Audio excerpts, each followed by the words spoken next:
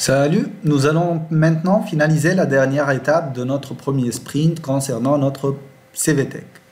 Maintenant que nous avons l'ensemble des éléments, que nous avons centralisé nos différentes personnes au niveau du CV component.ts, que nous avons compris le process et les différentes étapes à fournir, nous allons entamer la dernière phase, c'est-à-dire c'est la phase de transfert des informations.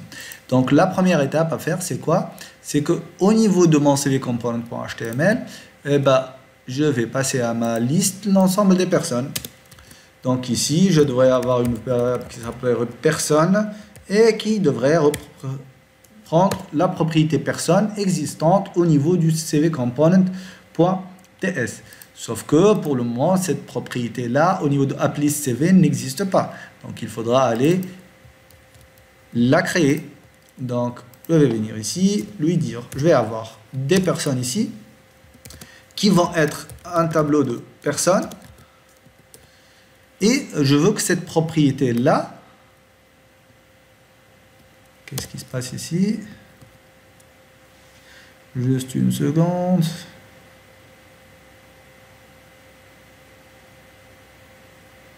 An element access expression should take an argument. Ah, pas égal, pardon. C'est deux points, c'est deux types. D'accord? Et je vais leur dire que cet élément-là, ça va être un input. C'est-à-dire que les éléments externes, les composants externes, les parents de ce composant-là peuvent lui transférer des informations via cette variable-là. Et c'est ce que nous voulons avoir au niveau de notre CV component. Donc maintenant, ça marche. C'est cette variable-là qui est devenue accessible et qu'on va associer à la variable personne qui se trouve au niveau du CV component. D'accord? Très bien. Donc là, au niveau de ma liste, j'ai l'ensemble de ces personnes-là. Dans le liste CV component.ts, je vais entrer au niveau du HTML. Là, je vais transférer. On a deux personnes, donc chaque item ici, donc chaque variable personne qui devra être définie au niveau de notre liste de notre app item CV. Donc, on va le faire avant. Donc, je vais supprimer ça.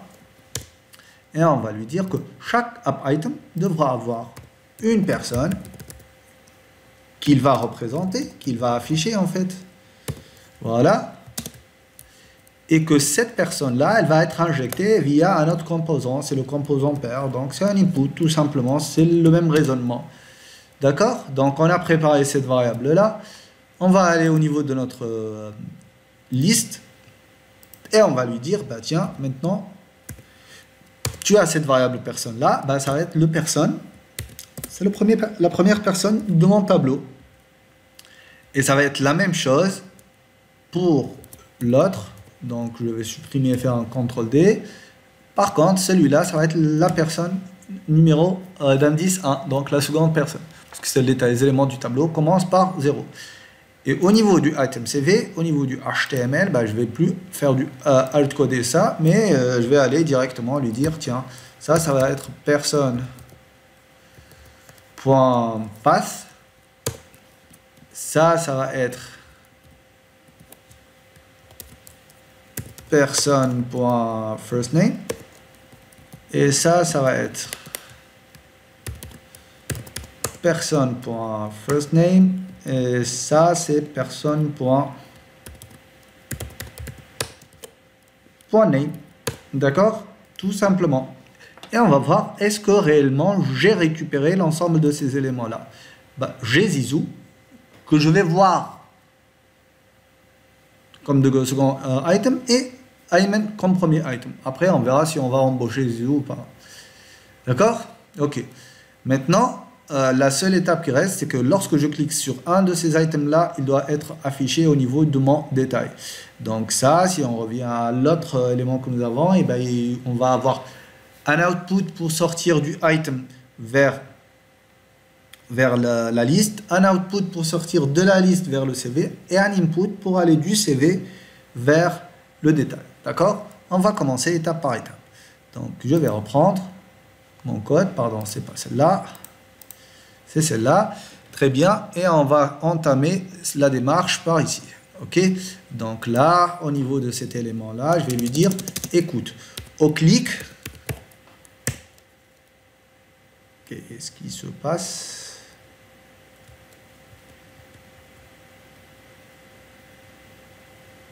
Ah.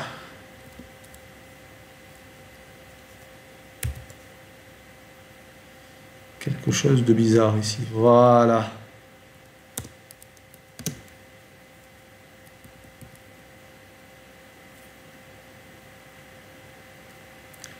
C'est bon? Ok, ça c'est l'image. Ok, donc là, qu'est-ce que je vais aller lui dire? Bien sûr, tout ça, c'est à l'extérieur. C'est pas dans l'image, c'est là. Voilà.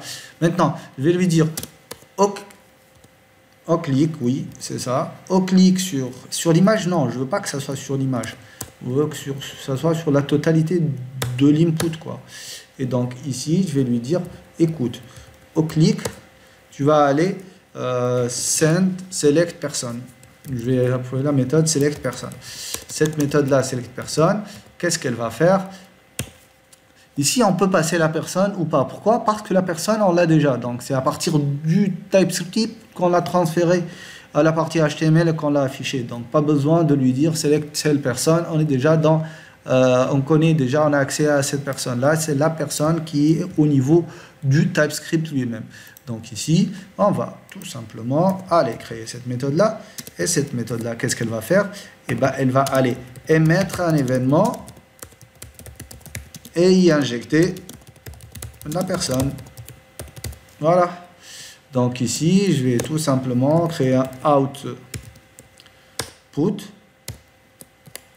que je vais appeler select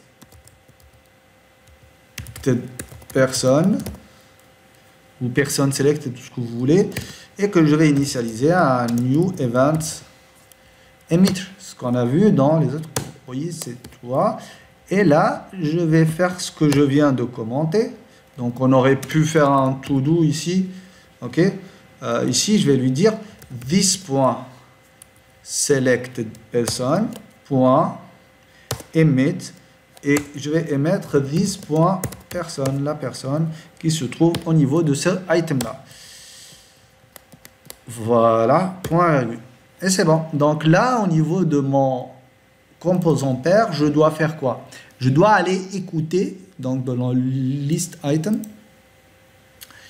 je vais aller lui dire, bah, je vais écouter ce selected person et je vais appeler la méthode select person. Je vais appeler la même méthode. Pourquoi? Parce que réellement, elle va faire le même travail.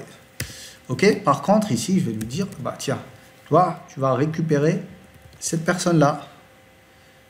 Personne de 0. Ah non, non, non, non.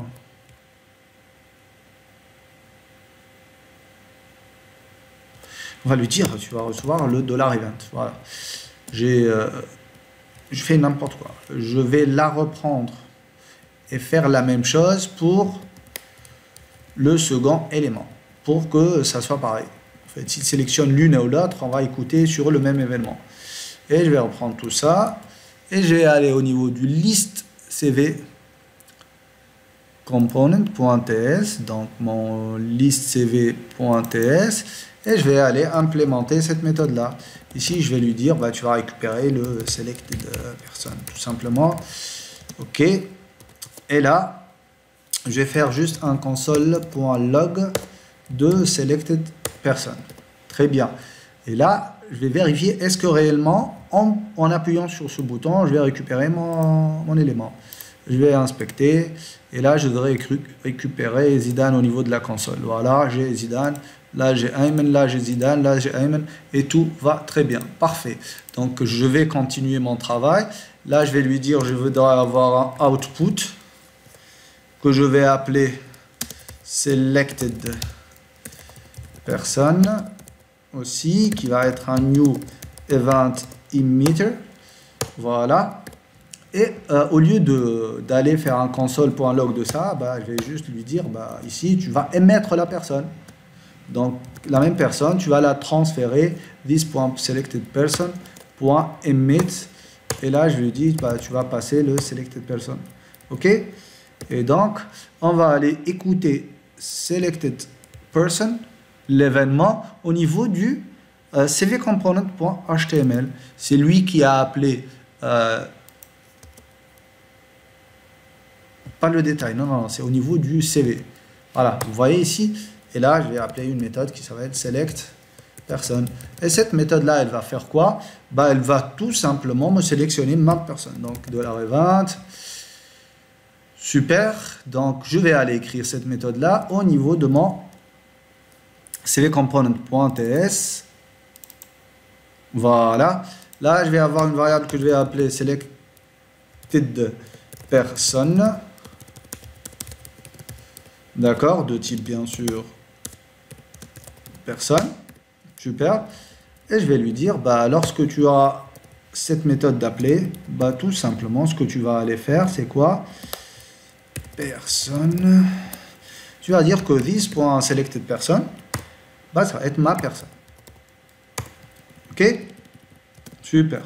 Maintenant, si au niveau de cet élément-là, j'ai une variable qui s'appelle selectedPerson, mais là, on est arrivé au niveau du cvcomponent.html. Et ce qui est bien, c'est qu'à ce niveau-là, eh ben, on voit le appdetail. Et donc, puisqu'on voit le appdetail, ici, je vais lui dire, bah, je vais avoir une variable qui s'appellera personne, de type personne. OK? Voilà. Et là, on va lui dire que dans le meilleur des mondes, si tu es là, bah, tu vas nous afficher quoi? Donc, personne.firstName, personne.name, et ici c'est personne.job, ici c'est personne, là c'est, on va récupérer l'image, donc c'est personne.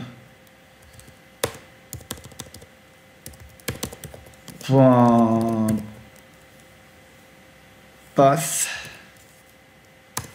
voilà, et tout ça, apparemment je l'ai mal mis, donc détail, où se trouve le détail? cv.ts, oh, c'est personne, voilà, et là on reprend le HTML, bah, tout ça, ça devient bon, sauf celle-là. Donc c'est personne, et là c'est personne.job, et là tout en bas, job description, si je vais lui dire que c'est personne.age, d'accord? Allez, on. Ok? Ah bien, year, allez. D'accord. Et donc, maintenant que j'ai cette variable-là, tout simplement, au niveau du CVT, bah, je vais lui dire, ah tiens, est-ce que tu as quelque chose à binder? Il va me dire non. Pourquoi? Parce que je n'ai pas mis de input à ce item detail component. Donc, il faut que je le rende visible. Donc, j'ai besoin de mon petit input. Tout est bon.